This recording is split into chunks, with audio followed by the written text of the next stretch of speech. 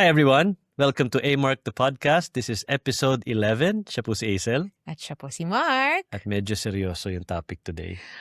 Oo, kasi alam mo yung mga nakaraang araw, napapaisip-isip din talaga ako eh. Mhm. Ano na lang ang mangyayari sa mga presyo ng bilihin dahil sa malawak Mhm. na krisis na nangyayari sa atin ngayon sa mundo. Pagtaas ng petrolyo, andyan na yung susunod na pagtaas ng mga bilihin. Yes. Sipin mo yung diesel, Mm. 100 pesos. Minsan mahigit pa Ay, nako. sa ibang mga stasyon ng gasolina. Alam mo, may kilala ko Grabe. si Ken. Oh, Ay, Papa Ken. ay papakin. Minu-minuto daw nakamonitor sa presyo ng petrolyo. Mm. Iba ngayon, naglalakad na lang kung pwedeng maglakad. Kung may motor ka, magmotor ka na lang ngayon. Mhm. Kaya swerte nga, yung iba ngayon, di ba? Lalo yung mga kritiko ng mga hybrid, mga EV. Ngayon, yung mga iba, medyo, tanong mo, sabi nyo na sabi nyo sa inyo, dapat kumuha na kayo before, ganyan-ganyan. Kasi, yung hindi nagpapagas, yung mga iba, hybrid, syempre, konti lang yung konsumo. But, yung topic po today, syempre, bilang magulang, hindi lang po bilang citizen ng Pilipinas, bilang magulang, kumbaga damay-damay na po lahat yan Apektado lahat, pati yung budgeting natin sa bahay, Yes. apektado lahat, pati yung iniisip mong gagastusin mo in the future, how to plan your savings. At syempre, nandyan na rin yung usapin ng minimum wage. Di ba? Yes. Lalo na ngayon, magkano na lang ba ang minimum wage? Yung nabasa natin is, magkano yun? 50, 695 sa NCR. 695. Pinakamalaki na yun. Pinakamalaki. Oo. So, almost 700. And then sa region, Calabarzon, I think it's 600. 600. Nasa 600. Yeah. So, depende po sa region, nagbabago Oo, sa mas malalayong lalawigan, it's 500. So, dahil nga nandito tayo sa Maynila, mas mataas lahat ng bilihin. Pero ito bang taas ang bilihin, kaya nating bilhin sa minimum wage sa 695. Ito na lang ikukumpara ko. Pag ikaw ba nag-Starbucks, may Magkano yun? makakain pa ba ang pamilya mo kung 695 pesos ang sinwelda mo for the day? Grabe. Oh. Parang wala na matitira. Yeah, ang sabi nila, you have to earn at least 1,200 kung 5 miyembro kayo ng pamilya. Basic necessities lang yun. Basic necessities. So, pagkain, isama mo na siguro dito yung pamasahe, baon ng mga bata, bills. Basic bills sa bahay, kuryente. Pamalengke, at tubig, pero divided by 30 days. Paano mo pagkakasyahin? Kaya ngayong malaking tanong ngayon, kaya ba talaga ng normal na pamilyang Pilipino yung mabuhay sa Metro Manila sa current minimum wage natin? Okay, meron tayong nakita sa Daddy. Do you have the... Yes. Ito actually, dito po nagmula itong topic na ito. Bakit namin naisip na pag-usapan itong topic na ito? Kasi there are two sides to the coin. Merong minimum wage, meron ding inflation na kasabay. Yes. Okay? So, ito yung nakita namin na parang mas madali intindihin for a normal Filipino. Kasi pagka presenta na tayo ng numbers, parang... Lalo ako. ayaw ko na numbers. Parang alam mo yun, unconsciously ayaw mo na lang intindihin because these are numbers. Pero, yan, pasimplihan natin. Gaano ba kadaming ulam na adobo ang kayang bilhin ng minimum wage earner ngayon? Ang tinawag nila dito, nakita namin to sa Assort Edge. This is a non-profit organization that came up with this data. Okay? Kaya nila tinawag to na the adobo index. Kasi syempre, di ba, pagkakain kayo sa karinderya o order kayo ng isang platong adobo, isang platitong adobo, kinumpara nila yung presyo nung isang order ng adobo na yun way back in 2010 at pinakita nila yung presyo all the way to 2025. At kasabay niyan, pinakita rin nila yung pagtaas ng minimum wage. Okay? So let's talk about that. We'll begin 2010. Ano ba? Saan na ba ako ng 2010? 25 pesos ang isang adobo. Okay? Ang minimum wage noon ay 404 pesos. Then fast forward to 2015, after 5 years, naging 30 ₱35 ang isang order ng adobo. And then, 481 naman ang minimum wage. Wait lang, so parang halos walang ₱80 lang ang tinaas in Yes. 5 5 years years. yun, Oh. Oh, next. Holy camoly. Okay, 2020, ang presyo ng adobo ay ₱50 at ang minimum wage ₱537. So yung ₱50 po na yun, 100% increase in ilan? In 5 In years? 5 years. Tapos yung minimum wage tumaas lang ng 33% from 2015 to 2020. So nakikita niyo na kung bakit namin napiling pag-usapan to, Yung difference between the minimum wage at yung difference ng pagtaas ng inflation, okay? Mhm. So ngayon, dito sa current year natin, 2025-2026. Okay, so in 2025, ang presyo ng adobo sa ating karinderya ay ₱75. Mhm. At ito na nga, ang minimum wage is asa 645 to 695 dito sa Maynila. ₱75. Alam mo ang ₱75 noon, isa siyang Happy Meal sa mga fast food. Hindi na ngayon. Wala na.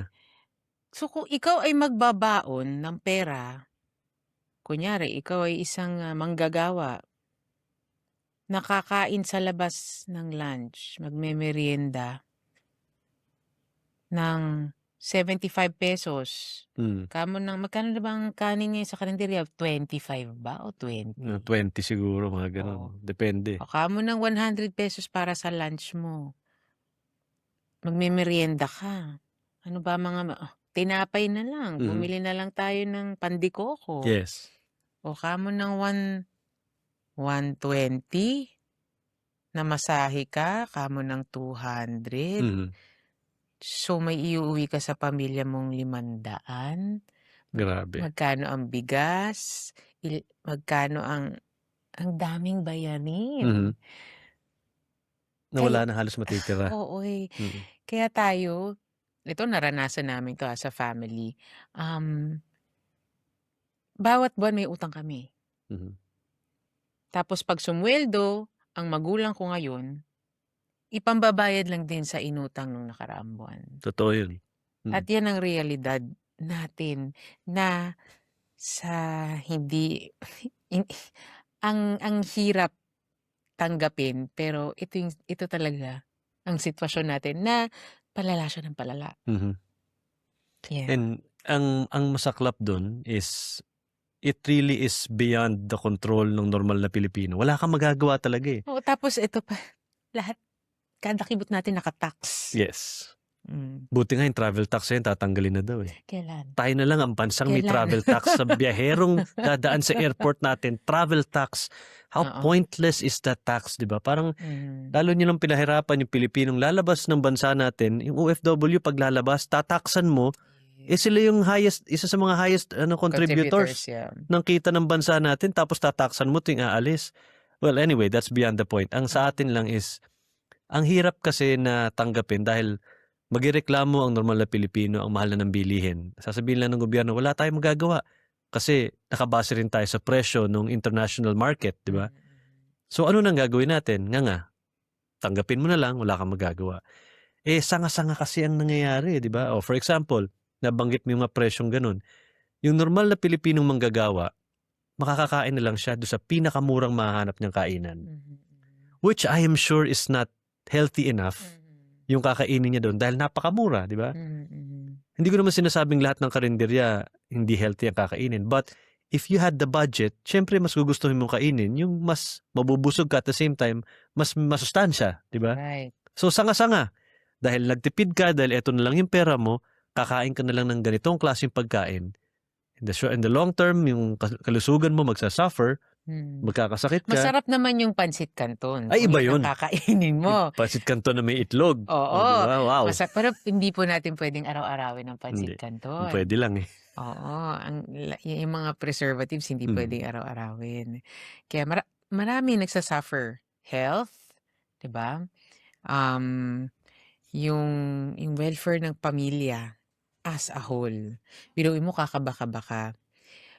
hanggang ito bang suweldo na 'to, hanggang kailan na lang umaabot? Meron silang sinasabing oras de peligro ba 'yun? Mm, 'Di ba, pagka sumweldo ka ng kinsenas katapusan? yes. Yes, Rhonda, okey. By the 10th ba nanganganib na tayo? Mm. Or kailan kailan ba, hanggang kailan na lang ba ang budget ng kinsenas katapusan na suweldo? Yun ang mahirap ispelengin, eh, kasi Mm, minsan 'di ba, yun yung sinasabi nila meron pang aspeto na yung spending beyond your means, 'di ba? mhm, Kunyari eto na lang yung sweldo mo, ang hilig-hilig mo pang mag-Starbucks araw-araw, lahat pa ng bagong iPhone binibili mo. So, mas marami kang inuutang kaysa sa perang pumapasok sa bangko mo, and that's the problem, 'di ba? Okay, so bakit nga ba habang tumataas naman yung ating minimum wage, bakit nagrereklamo pa rin ang average Filipino kung bakit parang hindi naman sapat na yung panggastos nila, pero tumaas yung minimum wage? Ano ba yung mga factors na nangyayari? inflation. Yes. Tumataas lahat ng bilihin. Mhm. Hindi lang dito yan sa Pilipinas ha, pandaigdigan yung True. nararanasan. Eh, ano nga bang solusyon dito? Magtanim na lang po tayo. Kung puwedeng gano'n na lang, eh, 'no, yung lahat ng kakainin mo nasa bakuran na lang. Kung puwedeng lahat ng bahay may babuyan, lahat ng bahay may tanim na gulay, lahat ng bahay may palaisdaan.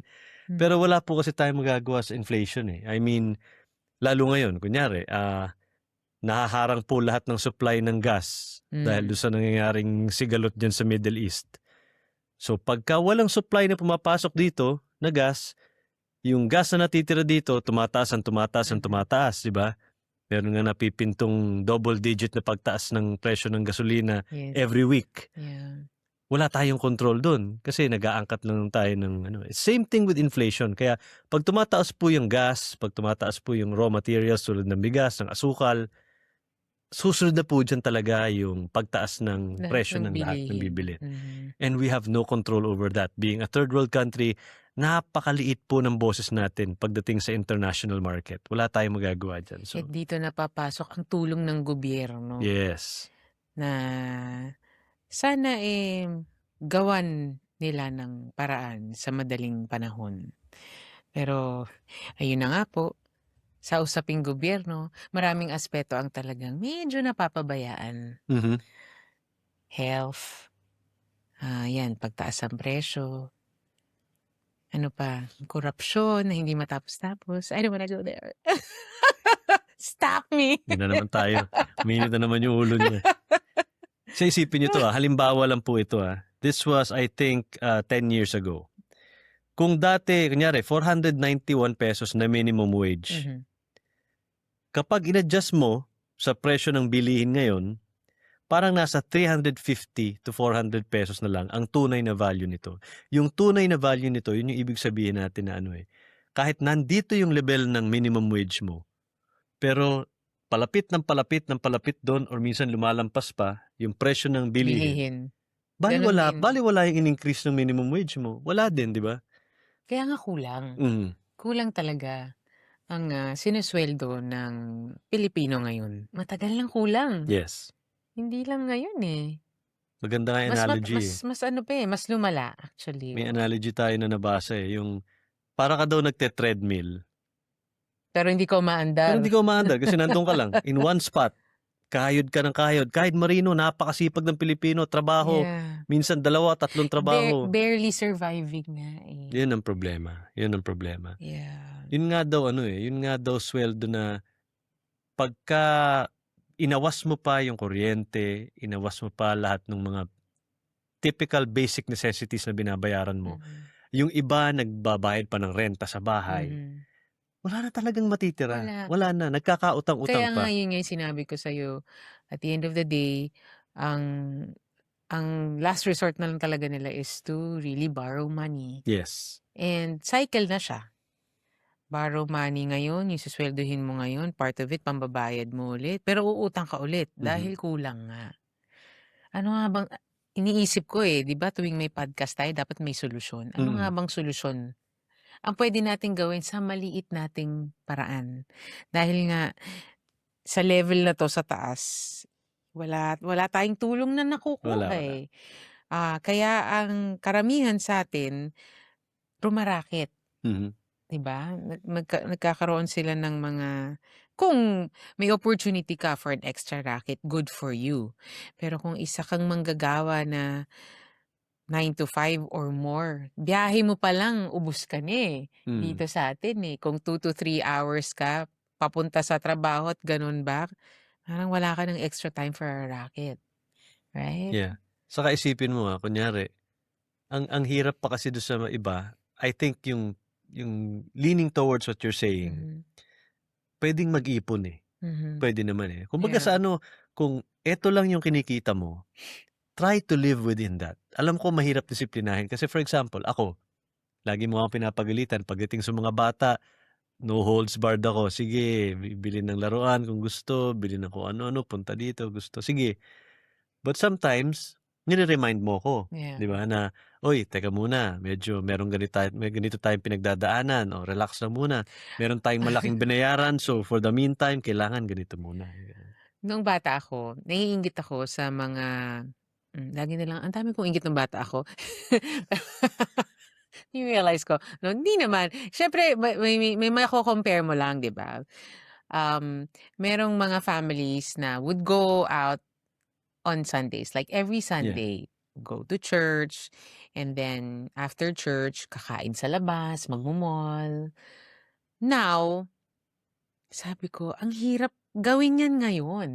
I mean, okay, can we just go to church and then go back home to eat? Hmm, Dahil ang kumain po ngayon sa restaurant, tayong pamilya, hmm. 2 adults and 2 kids, magkano? Nung last time nag-Japanese restaurant tayo, meron kasing 20% discount Yeah, dun but sa app, eh. without So, it. umabot ng 3,000 plus without the discount. But with the discount, nasa 4. Nasa 4, mga Hindi, gano'n. matakaw yata kasi tayo umorder. Pero Isa ang ngang problema namin yun, eh. Kahit sinasabi naming, "Oh, magsimba muna tayo tapos uwi lang tayo." Pagdating ng after nung simba, gutom kami. oh, So pero yun na nga, kung meron man tayong magagawang, paraan in our own little way, mhm, siguro bawas-bawasan natin yung paglabas, magluto na lang tayo sa bahay. Oo, sa mga okasyon na lang talaga na importante mm, lumabas. Kasi to be honest, going out now, it's like, when you pay for a restaurant, dine-in, mhm, it's like paying for your grocery for the week or ano ba, produce for the week, 'di ba? Yun mhm, yung mga bagay na puwede nating itipid. yes, Yan, imbes na bibili ka ng mga unnecessary things, lalo sa grocery, ayan, needs lang, like basic toyo, patis, yan, yung mga condiments mo, mga sahog, yung mga extra bawas-bawasan muna natin and siguro dun na rin mapupunta yung choose yung raw mhm, na mga products para healthier, yes. Pero right? minsan kasi yung mga organic saka raw yun pa yung mahal, eh. Ah, Kasi 'di ba well, kung gusto mo sariwang gulay, totoo saan ka kukuha? naman. Sa Baguio. Hindi ka naman puwedeng bumiyahe ng Baguio every week. So, mag-iintay ka nung binababa dito galing sa Baguio. By the time dumating dito yung fresh na gulay, Ayun, magkano? Doble, triple na yung presyo. Yung ang mahal ng gulay strawberries, ngayon, ang mahal. ginto ang strawberry. Ang mahal ng Yung broccoli saka Brussels sprouts sa paborito nila Sandrine, the broccoli, oo, grabe po ang mahal. presyo, magugulat ka. Parang magkano kilo nun? 600? 500 nung 500, nakaraan, 600, ganyan lang po karami yun, 'no? oo. Parang isang tangkay lang grabe, Minsan kasi yung tangkay yung mabigat, eh. 'yan. So ang karamihan sa mga kababayan natin, lalo yung mga nasa probinsya na nabanggit nga ni Hazel kanina, dun yung pinakamababa ang minimum wage, mas nangangaha silang pumunta ng Metro Manila. Mhm. Kasi kahit naman po anong mangyari, yung opportunities pagdating dito sa Metro Manila, pagdating sa trabaho, mas marami. Okay, I'll give a good example. Yung kasama po namin sa bahay, Yes. our house help, si Ate Alice, hindi siya pamilyadong may anak. Mhm, Meron siyang partner pero walang anak. And then I asked her, bakit kailangan pa magtrabaho dito sa Maynila, as a house help? Eh, kung wala ka namang kailangang sustentuhan na anak o magulang, wala. It's just for her and yung partner niya. Meron naman daw silang maliit na lupain, nagtatanim sila. Eh, ba't hindi na lang yun? Mas mahirap ang trabaho mo dito. Sabi niya, hindi laging may ani ang kanilang, taniman. Minsan meron, minsan wala. 'Pag tagtuyot, talagang wala. So, kinakailangan talaga na bukod sa may tanim sila, meron din silang income na nanggagaling dito sa Maynila. And Mm. for her, yun nga, as a house help. Kaya marami talagang taga-probinsya ang pumupunta ng Maynila para makakuha ng trabaho. Kulang na kulang kasi kahit sabihin mo kasi yung tulad ng sinabi mo na doon kasi Mm. what they plant, pwede nilang ibenta, Yeah, pwedeng yeah. yun na rin ang kakainin nila. Yes. But it's still not enough for their Mhm. everyday needs. Kaya nagtatrabaho pa rin sila dito sa Metro Manila. Mhm. And imagine the struggle na gagawin mo yung ganun, di ba? Yung kahit anong kayod ang gawin mo, kahit ilang ektarya ng sakahan ng Mhm. sakahin mo, ibenta mo. Ang nangyayari kasi sa kanila sa probinsya, base doon sa kwento ni Ate Alice, posibleng yung tinatanim nila, naaanihin nila at the end of the planting season, part of that is yun na rin yung kakainin nila. Mm. Pero kahit ganun, isipin mo bakuran mo na yun, nagtatanim ka na and everything, kontrolado mo kung gaano karami itatanim mo, kulang pa rin that they still need to go to Metro Manila na ang layo-layo sa kanila to append yung income nila. Mhm. So, paano na kaya yung mga walang tataniman? Paano na Yes. kaya yung mga walang access sa ganung klaseng negosyo na purong serbisyo na lang ang bibigay nila, yung purong kasambahay na lang? Paano ka magsu-survive ngayon? Maraming, nagtatrabaho dito sa Maynila na hindi naman sila regular employees. Huwag mo ako iiwan, daddy. Sige, tuloy mo. Yan. Kaya pala parang malabo. Okey. Mm. Marami dito sa Maynila na hindi naman talaga sila regular employees. Mm. Hindi sila regular na pasahod. So, umaasa lang sila sa tawag sa, let's say, racket. Mhm. Paano na lang kung wala kang tawag for the day? Yep. Anong ipapakain mo sa mga anak mo?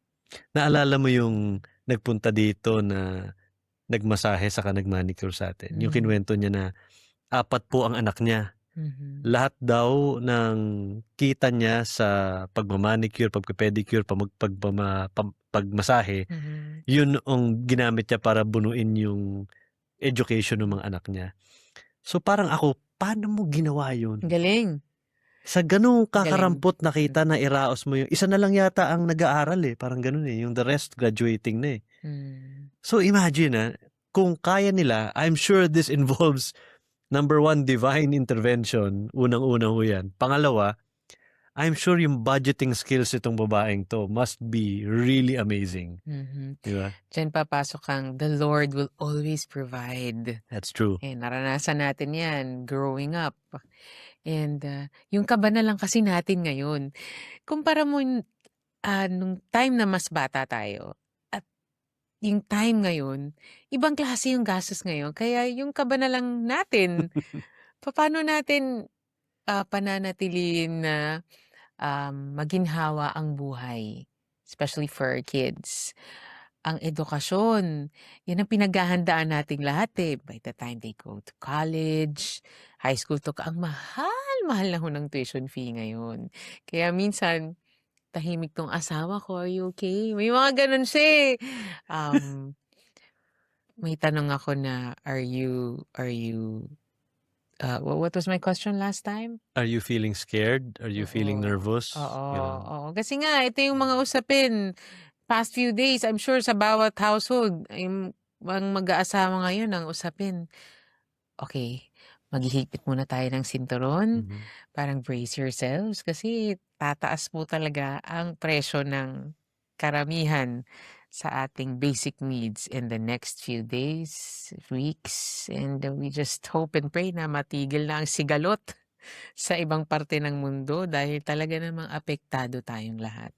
I can't believe I'm talking about this and putting much value into this. Kasi bago po kami nag-asawa, yung mga ganito wapakels. Alam mo yun? Hindi. Pero ngayon, buti na lang po siya. She's very patient and she reminds me about the things na kailangan bigyan ng importansya, things na kailangan na pwede mo nang isang tabi, yung Mhm. mga ganun. Eto, Role talaga ng babae yun. Hindi, ito rin yung isa sa pwede nating gawin. Because we were talking about kanina kung ano yung pwede nating gawin in our own little way para mapagkasya natin kung tayo yung minimum wage earner. 'Di ba, you live within your means. Importante. Importante na sinabi mo kanina, yung credit card na yan. Nako. Okay. Sa amin pong dalawa, wala akong credit card. Siya meron. Okay. Meron ka, binigyan kita ng extension. Pero hindi ko pa rin na-activate. Oo, hindi niya. Kasi, Sabi ko sa kanya, pang emergency yun, well, just in case. totoo Ayaw naman Totoo i-activate. naman. Ang akin lang, kung wala kang pera na pambili sa isang bagay na to, wag mo nang bilhin. Pag-ipunan mo na lang. Especially kung hindi naman siya need, right? Yes. O, ganun ko kasi tignan. That's why I don't like having credit cards. Yung credit card po na yan kumunoy po yan Pagka napakadaling Lalo alam na niyo kung delinquente kang magbayad, yes. papatong ng papatong yung interest. Totoo yan. Kaya meron pa tayong, di ba, yung sinasabi nila paano disiplinahin yung sarili mo. Kunyari, bibili ka ng item na 1,000 pesos. Sige, bilhin mo yan. Pero, kailangan, kung bibilin mo 1,000, meron ka ring 1,000 pesos na ilalagay sa savings mo. Parang Ang hirap ganun. gawin yan kasi ngayon. Well, it's a way of controlling yourself. Yeah. Pero ngayon na 100 pesos ang 1 litro ng gasolina, di ba? Wala ka nang maiipon Ano pang iipunin mo ngayon? Totally, sakal na yung budget mo. Yeah. It's Tapos just only for food. True. Pamasahe o petrolyo, tuition fee ng mga bata. Yun na lang. Para nga sa akin, ang paglabas nga, dine out, isa siyang privilege. Ngayon Right? na hindi ka kakabahan na magbabayad ka, pribileyo na yun. Sobrang laking blessing na ho. Yung crisis pa sa healthcare system natin. Isa pa yan. Na bawal ho tayo magkasakit. If you have a health card, good. A health card that will cover your hospitalization, good. Pero hindi lahat ng health card kaya i-cover yung full. Hindi lahat. But most of us, wala tayong health card. Yun ang isa pang kakaba-kaba. Na minimum wage earner ka na ospital ka pa, paano na lang? Saan ka pupulutin? Yes. Diba? Yun yung merong mga ospital ngayon, ang pinagdadasal sabi nila, natin na wag mangyari. yung ginawa ng Department of Health ngayon, yung zero balance hospital billing. Parang Does it apply to all? Only for DOH accredited hospitals. So, Ang problema, yung ibang ospital na DOH accredited pa rin, ang nangyayari, hindi pa rin nila na-implement ng maayos. Yun ang nangyayari. So, it may be across the board on announcement, pero meron mga mangilan-ngilan na ospital na hindi pa rin nila fully na-implement ng tama. And nakakalungkot yun. Kasi, hindi naman lahat ng tao merong ilalarga na panggasto sa ospital At hindi naman kailangan din na para mabigyan ka ng karampatang treatment, kailangan magbigay ka agad. Hindi po ganun Kailangan i-address muna yung karamdaman and then saka nyo pag-usapan. I don't know why something as basic cannot be done kahit sabihin mong third world country tayo. I've been telling Mark about this. Sabi ko, I want a whole episode about healthcare here in our country. Yes. Dahil importante rin pong usapin yan. Pero syempre, yun nga, napapasok pa rin yan dito sa ating minimum wage. Yeah. At kung paano ba nating babudgetin ang pangkalahatan nating gastusin dito sa ating pang-araw-araw. Right? Ang bigat. Alam mo kahit paano, medyo ako, nagdadasal ako ng maayos ngayon kasi nagpapasalamat din ako na we're in a position where we can still afford some little things. Some maliliit na luho, kaya pa natin. Pero imagine hanggang kailan ito? Hanggang kailan? Saka parang nararapat bang gawin mo yon considering yung mga kababayan mo, hindi nila kayang even the most basic necessities, hindi nila magawa para sa pamilya nila. Pero alam mo yun, ang hirap kasing lulunin yung fact na there are some things na wala tayong magagawa. Right. And hindi ito, at yung sitwasyon ngayon, hindi kasalanan ng gobyerno to. Clearly. They are also blindsided by yung nangyayari sa Middle East. And there's really nothing you can do kundi pagdasal na hindi na tumagal itong sitwasyon na 'to, 'di ba? Paano ba paano ba tataas ang minimum wage? Who dictates that? Yan, I don't know. Do you know? Ang ano kasi ang naalala ko lang nun, ang nangyayari kasi pagka yung GDP ng bansa natin ay gumaganda, Hmm, medyo merong gawin ng gobyerno para itaas ang minimum wage. Kasi yung pumapasok na pera natin from outside, medyo puwede mong iangat ng konti kasi siyempre puwede mong isabay yun, eh. But still, 'di ba, mhm, kung as I said, kung nandito yung minimum wage mo, pero mm. pag gano'n ang inflation, pointless, eh, 'di Right. ba? That's why kahit yung mga pumupunta ng Metro Manila, akala ng mga taga-probinsya, pupunta ka Metro Manila kasi kailangan ko ng 2, 3 trabaho. Kailangan ko ng kumita ng mas malaki Mm. kaysa dito sa bukid or sa probinsya or sa bundok, gano'n. Hindi nila naaalala, hindi nila naiisip na pagdating mo dito, yung cost of living Mataas. mataas din kumpara sa Mm. probinsya. So yung kinikita mo, mas mataas nga, pero yung gastos mo, yung mga binabayaran mo sa pagkain, Right. binabayaran mo sa pamasahe, Mhm. mas mataas din kaysa sa probinsya. Balik Wala din. balik tayo sa probinsya. We were in Bohol, a couple of weeks ago, Mhm. and, may nakilala akong, waiter na talagang nag-alaga sa atin doon Mhm, sa mm. hotel. And then I asked him, "Matagal ka na ba dito sa resort?" Sabi niya, "4 years na siya." Sabi ko, "Do you plan on staying longer?" Kako. Sabi niya, "Hindi na rin po ma'am." Sabi Mhm. niya, gusto niya daw mag-apply sa barko. Yeah. Oh, so going back to what I said earlier, ang talagang direksyon ng mamamayang Pilipino kung gusto nilang umahon sa kahirapan at hindi tumanggap ng minimum wage ay mangibang bansa. Yeah. Dahil yun lang talaga yung the only way para masustentuhan nila at mabigyan ng maging hawang buhay ang kanilang pamilya. Mhm. Dito nga sabi ko, "Paano ba yumaman kung nandito ka sa Pilipinas?" Oh, maging negosyante ka kung mag-thrive ka. Oh, ano pang sagot ko dun? Mhm. Maging what? Magnanakaw. Sorry, Sorry, I'm gonna say maging politiko Oo. na magnanakaw. Korap na politiko naman, I korap am na politiko, sorry, oo. I just yun, eh. Mm. Ang nakakalungkot dito sa'tin lumalaban ka ng patas, pero ano ang binibigay sa'yo ng universe? Yeah. Unfair, it's so unfair. Yung sipag mo, yung pagpapakahirap mo, halos di ka na matulog.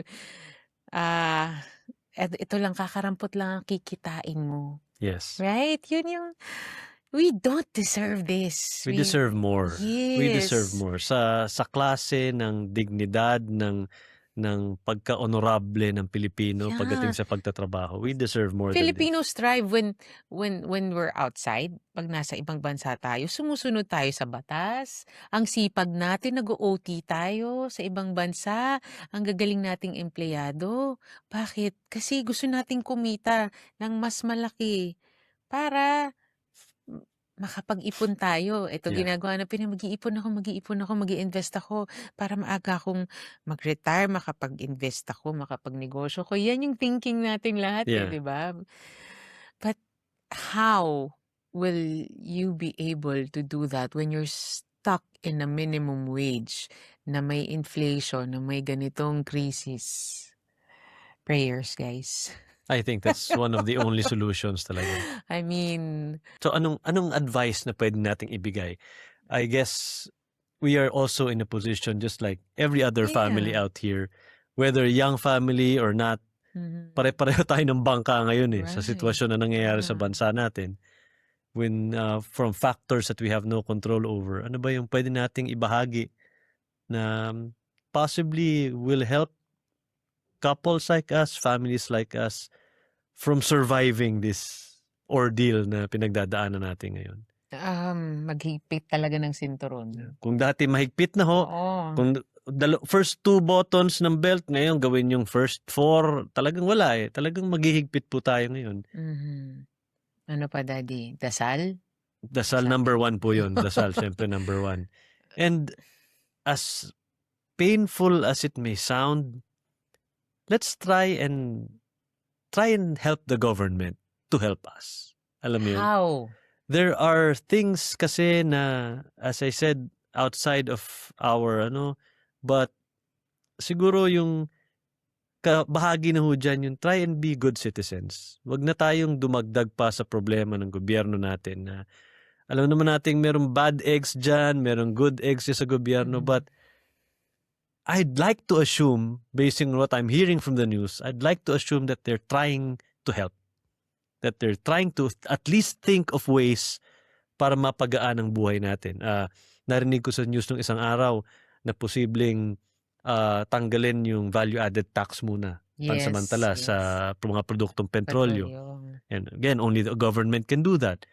Yung Pangulo natin is asking for emergency powers para maibaba muna yung excise tax pagdating sa produktong petrolyo for the meantime.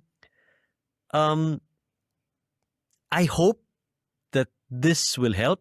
I hope that the powers that they ask for, the additional powers that they're asking for is directed towards the right rules, the right laws. So, honestly, yun lang ang pwede natin gawin. Do we have an election, an upcoming election soon? 2028. No, before that.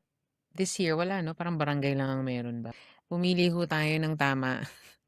Dahil ang pagboto nyo ng tama, ang pagboto natin ng tama, ang makakatulong din sa pangkalahatang sistema na kung ano ang meron tayo dito sa ating bansa. Yung mga nakaluklok po kasi sa pwesto ngayon, there are a lot na I'm sure gusto nating palitan. I'm sure na gusto nating wag nang humawak ng government positions ever. Let's try to be wise pagdating sa mga boto natin. Ang naalala ko na sinabi sa akin ng isang mga professors nung nasa college ako is treat your vote like it would save someone else's life pag tama yung ginawa mo. Isipin mo na yung boto mo is a way para magkaroon ng pagkain, magkaroon ng karapatan, magkaroon ng buhay ang isang Pilipino. That way mapapahalagahan mo siya, di ba? And tama na po yung pagboto ng sikat.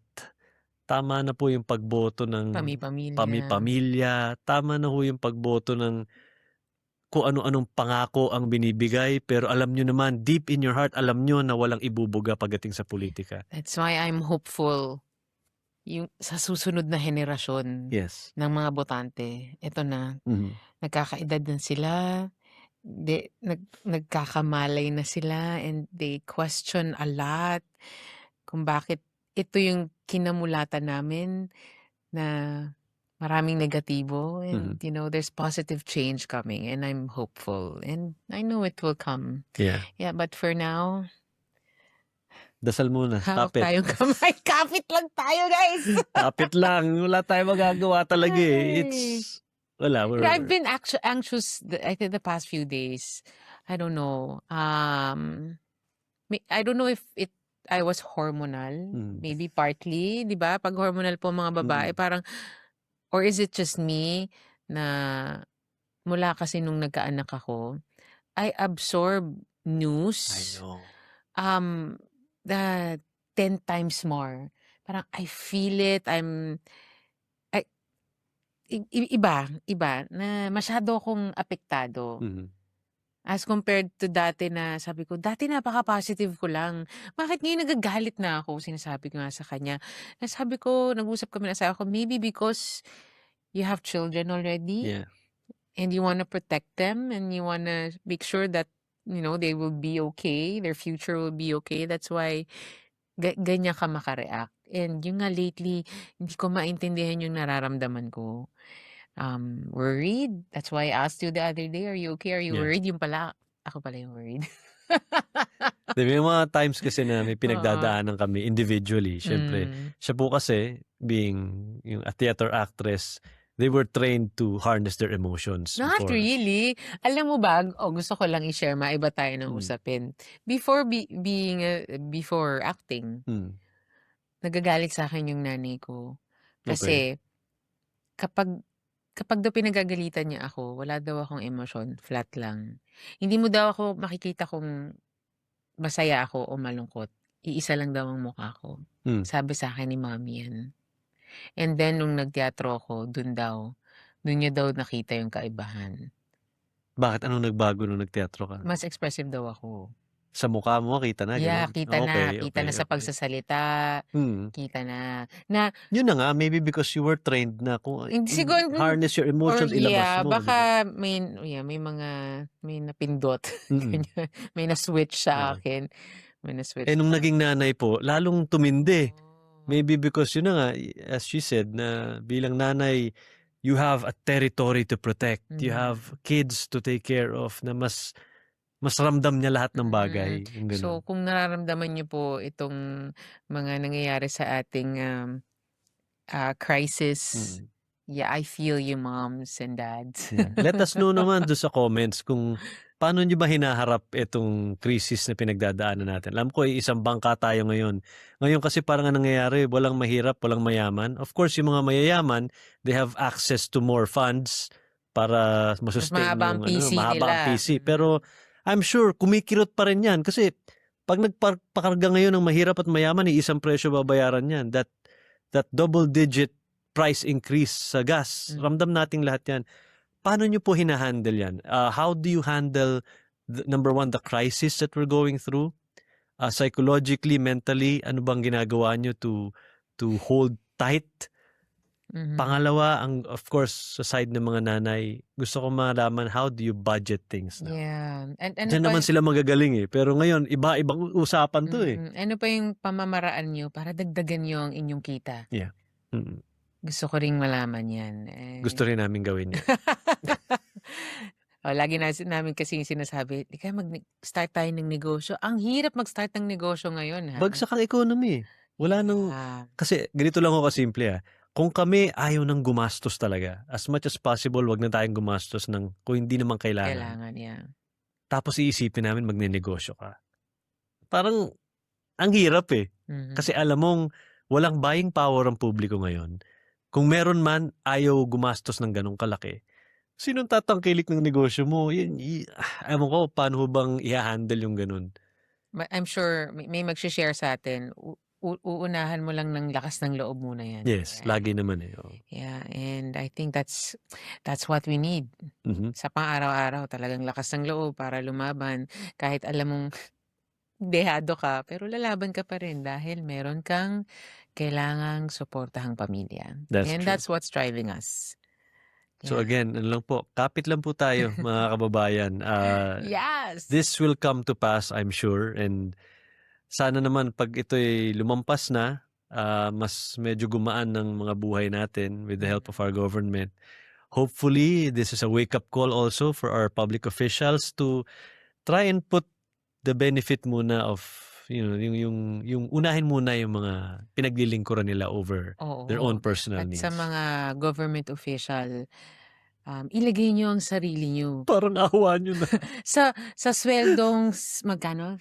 600... 648 to 695. Almost Sagad 700. na natin. Ilagay nyo po ang sarili nyo sa 695 minimum wage. Kaya nyo po ba yun? Yes. Kaya nyo po bang buhayin ang inyong pamilya sa ganung halaga? Yes. Tulad na lamang nung nakaraang sinabing 500 pesos para doon sa Noche Buena. Right? So, yeah, malasakit na pagayanin ang buhay ng bawat isa. Huwag tayong maging makasarili. Right? Saka I guess, dito papasok yung angking galing ng Pilipino eh. Yung alam naman natin. Resilience na naman. Resilience. Saka hindi yun eh. Yung tayo lang yung merong likas na bayanihan sa dugo. Yung tipong hindi kailangan humingi ng tulong, nagkukusa kang tumulong. I think of all the cultures that I know, tayo yung isa sa may pinaka-natural yung pagtulong. totoo naman yun, katangian ng Pilipino yun, pero marami na ring nakakalimot niyan ngayon. Yes, true. Marami na. So sana ibalik natin yun, ipaalala natin sa bawat isa dahil with all the news that we see everywhere, especially on social media, mapapatanong ka, what is happening now? Mhm. Puro negatibong balita yung nakikita Yeah. mo. Sabi ko nga, back in the days when we were in school, grade school, high school, sa Araling Panlipunan, kasama yun sa quiz namin, bonus point yun. Mm. Dapat nanonood ka ng news. Tas may particular question about the news. And then, yung news noon, sakto may matututunan ka, may aral, oo, tungkol sa bansa mo. Ngayon, puro negatibo na yung news. Yeah. I know. Pinapapanood pa ba? You should know that. I know. Sensationalize na lang po ang news ngayon para Yeah. panoorin. Ang mga kabataan ba, sinasabihan pa rin ng Araling Panlipunan ng teacher nila, manood kayo ng news. Kasi ako, as a mom, ayoko muna silang manood ng news. Yes. Dahil may patayan, nagbarilan, Mm. nagganito, nagganyan. So, yeah, balik natin yung malasakit sa bawat isa. And love. Yeah, yung ano lang, let's try to, siguro, the best thing to do right now is go back to basics. Yun na lang siguro muna. Tanggalin muna natin yung ibang noise, whether financial noise, whether social media noise, whether balik muna natin dun sa basic na basic. Oo. Ito lagi ko sinasabi to sa anak ko, kay Zandrine. Siyempre, she's at the age of, testing boundaries. Oh my gosh. Yeah. So, I always tell her, pag may mali siyang nagawa, was that a good choice or a bad choice? So, sasabihin niya, bad choice, mommy. So, I'm reminding you to always try your best to choose that good choice. Especially when mom and dad are not around. Yeah. So, balik tayo doon sa basic na yun. Good choice. Hanggat maaari ang piliin natin. Yeah. Nagawa naman natin yun before the social media age came in, ang basic ng buhay. Walang complications. Ay, kasi Diba? nga, paano nga naman ibibasic ang buhay ngayon kung ang mahal ng bilihin? O sige nga, kung anong gusto nyo. Sige, i-luxury nyo yung buhay nyo ngayon. Sige nga. Tingnan nyo nga kung kaya nyo magpaka-social Ito, ngayon. bakit, babalik tayo sa, bakit nagkakaroon ng mga hindi magandang pangyayari? Kasi krimen. Kasi gutom yung pamilya ko. Yes. Bakit nagkakaroon ng drug addict? Dahil gutom din ako. Diba? Magbebenta ako ng ganito kasi kailangan ko ng pera. So, yeah, sanga-sanga. Yeah. Diba? So again, let's just be more sensitive sa mga kababayan natin, yung mga katabi natin, yung mga kapitbahay natin.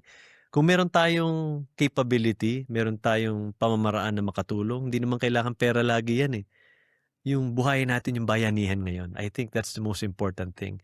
If we can extend ourselves, minsan nga yung may makausap lang yung kapitbahay mo, ang laking bagay na Di ba?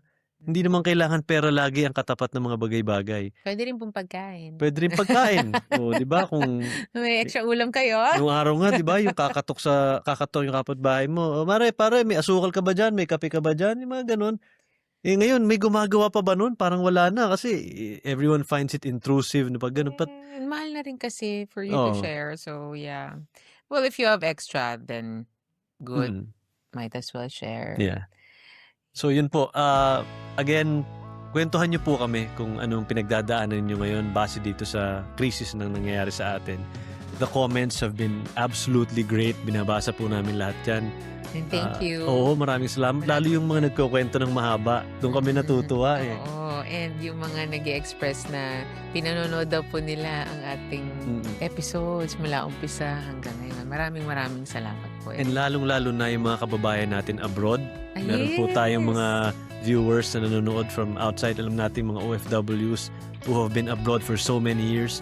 Natutuwa po kami na kahit papano na ilalapit namin kayo dito sa Pilipinas by the stories that we tell here, with the episode topics that we have here. So, tuloy lang po kayo sa panonood. Kung meron po kayong topics na gustong marinig, all the way from out of the country, sabihin nyo lang po. And we're here para po sa inyo. Maraming salamat po for joining us again on our 11th episode. 11. Tumatagal. Gumagaling. Isipin mo yun. Yes. So thank you very much once again. Siya po si Aisel. Siya po si Mark, and this is A Mark the Podcast. So see you again soon, guys. See you! Taas nun.